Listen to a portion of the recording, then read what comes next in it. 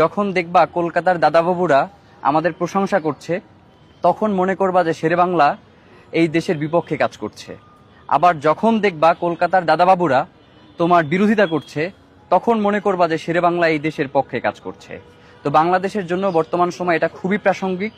যখন আমরা দেখি যে ভারত আমাদের কোনো প্রশংসা করছে, তখন আমাদের কাছে মনে হয় যে কি না কি আমাদের জন্য হয়ে গেল আর কি, এবং বাস্তবিক অর্থে তাই হয়।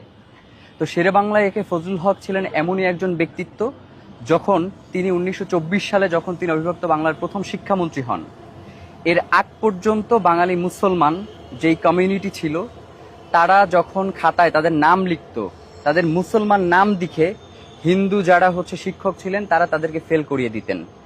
তিনি শিক্ষামন্ত্রী হওয়ার পরে খাতা থেকে এই নাম লেখার যে পদ্ধতি সেটা বাতিল করেন, যার ফলশ্রুতিতে প্রথম বছরই প্রথম বিভাগে প্রথম স্থান অধিকার করেন একজন মুসলমান।